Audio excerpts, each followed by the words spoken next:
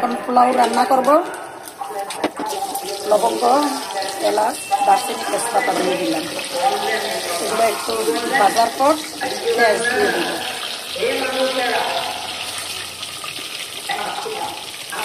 আমি সামান্য একটু আদা দিয়ে দিচ্ছি বাটা।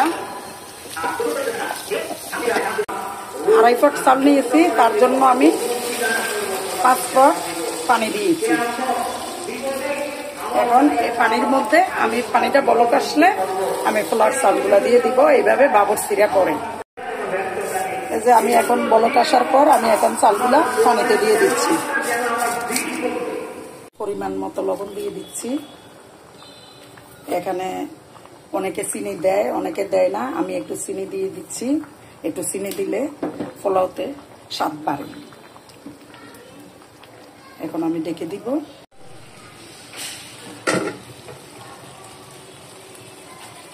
আমার বাসায় আছে বাগানে, সেজন্য আমি এটা পোলাও পাতা নামে বলে। কে কি এটার নাম কি জানি না, এই পোলাও পাতা বলে।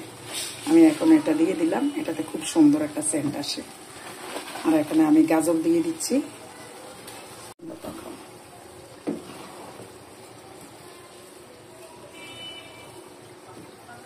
এখন আমি একটু বাটার দিয়ে দিচ্ছি।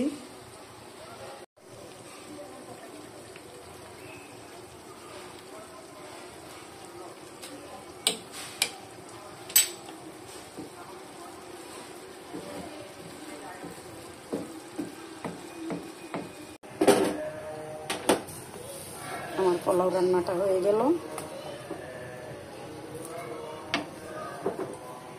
এই যে আমি গরম পানি করে দিয়েছি। ওইভাবে করলে পোলাওটা ঝরঝরাও থাকবে।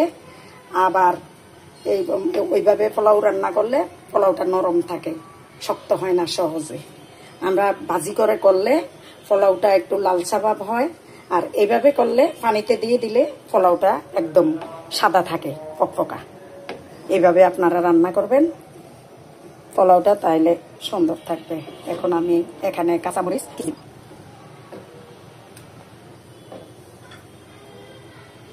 একটু বেরেস্তা দিয়ে দিলাম।